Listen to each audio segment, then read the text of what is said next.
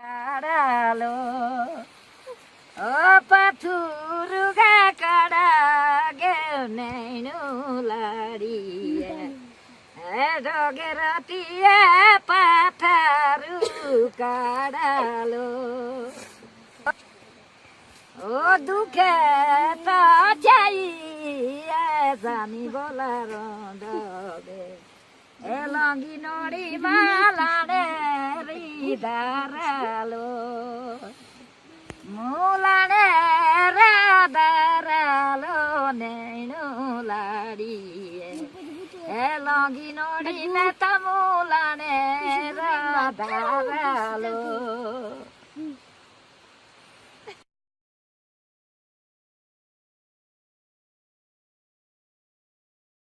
And very much misrepresented. Nestled in the forests and high passes of Kulu Valley lies this little hamlet called Malana, which is connected to Kulu by 3 mountain passes and can be reached by the Parvati Valley, crossing over 3,180 meters of Rashol Pass via Naggar over the 3,600 meters of beautiful Chandarkhani Pass.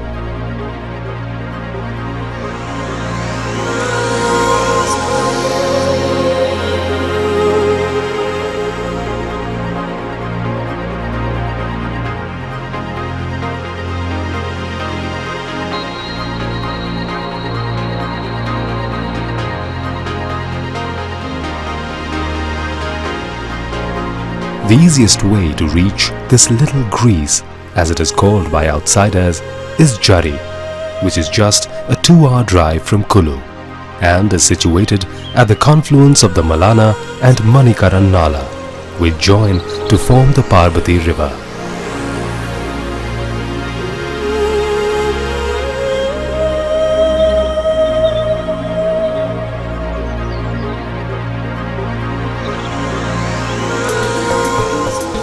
One has to take a treacherous uphill stretch, slow and tedious, which one can take with porters or horses.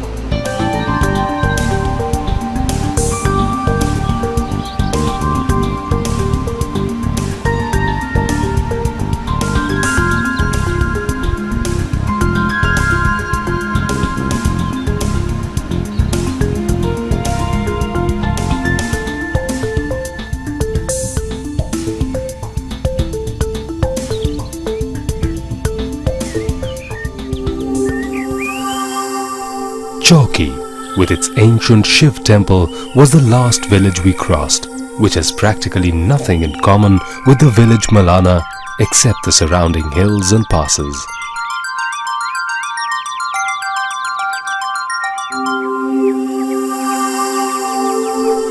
The heart-stopping beauty and greenery around us and the cool gushing waters were invigorating and more than made up for the exhaustion of the steep uphill trek. It took me and my porters 6 hours flat to just reach the top, by foot and horseback. The first noticeable thing here is the abundance of water, perhaps a reason why the original Malanis chose to settle here. Water, which is the essence of life.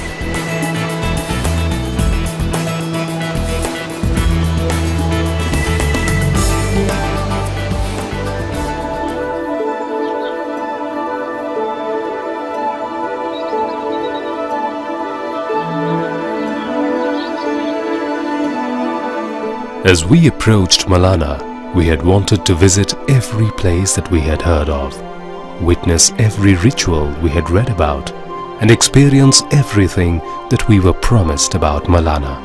And we realized for that to happen, we had to see Malana through its different seasons, right from the snow-clad facade of the winters through the fresh spring and summers.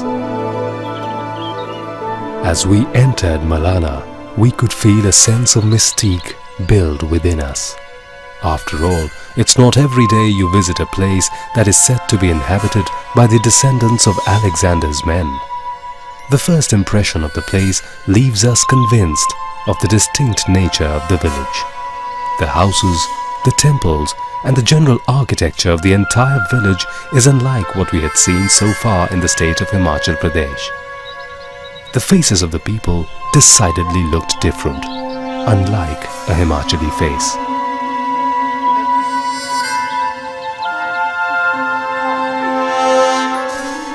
Do they look Greek? We are not sure. Mediterranean? Perhaps. But there was no way we could have confirmed or denied these speculations about their origins. The locals would not tell, and the few people we spoke to find the suggestions sacrilegious that they belong to a tribe far flung away from their own country, indeed from their own continent.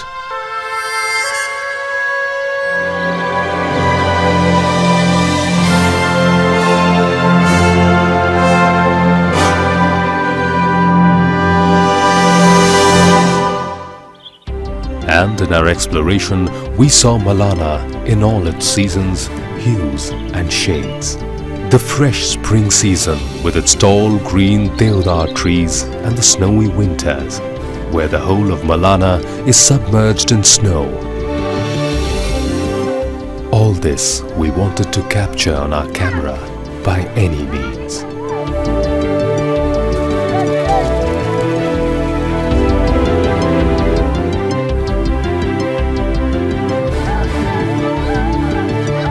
Our research tells us that the democracy and the judicial systems are one of the oldest here.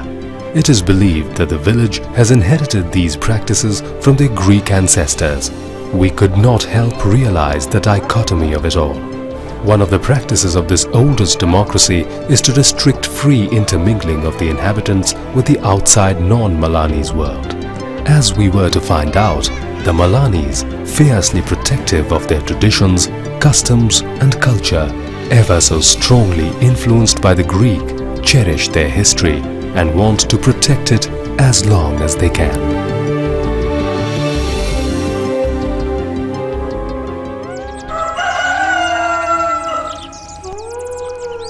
The dawn of the next day brought with it huge promises of exploration and adventure.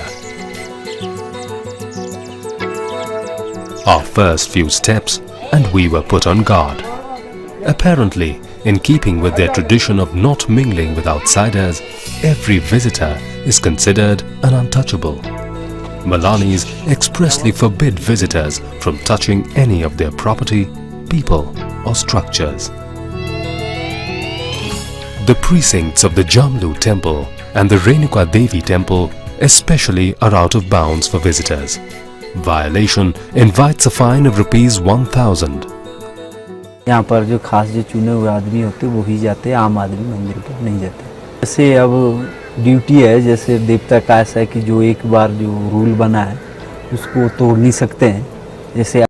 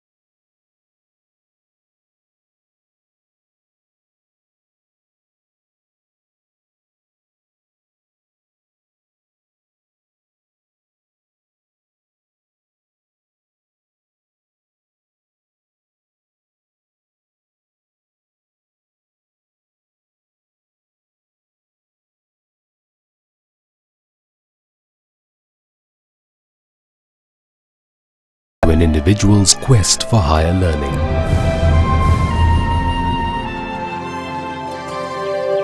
Sitting in the evening, watching the sun setting, I had to take a flashback and see how a handful of Greek soldiers entering stealthily in the harsh, cold terrain of Malana decided to stop by and create a world of their own.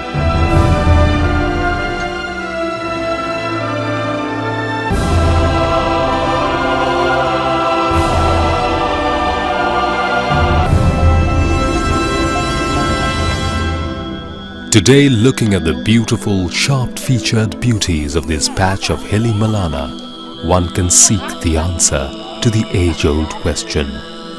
Do these people have any connection to the Greek people? The answer gets caught in the unkempt golden locks of these smiling, beautiful children who know nothing beyond their heavenly abode. Surrounded by green fields, stone houses, snow peaks, and weird traditional values. Their laughing, shy eyes promise me no answers, except perhaps that they are as much humans as we are, still in search of something elusive to give us happiness.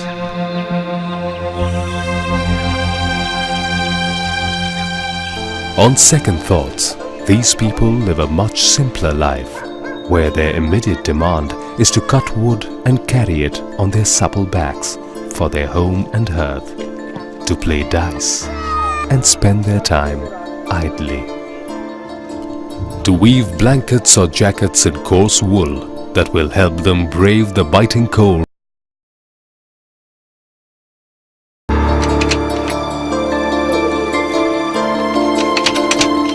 or to pray to their Jamlu Devta for their safety and happiness.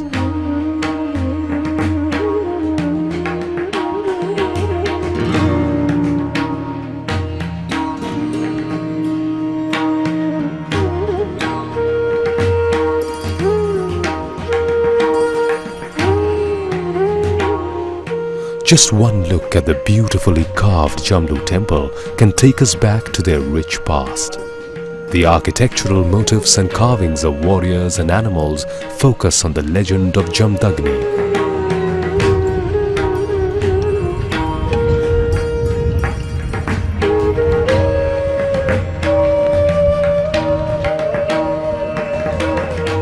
Jamlu Devta in its purest form could be Rishi Jamdagni, who in Hindu mythology is Parashuram's father.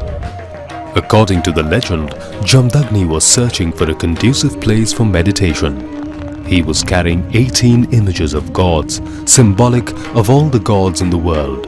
When he reached here, the wild winds scattered all the images along the banks of the river Byas.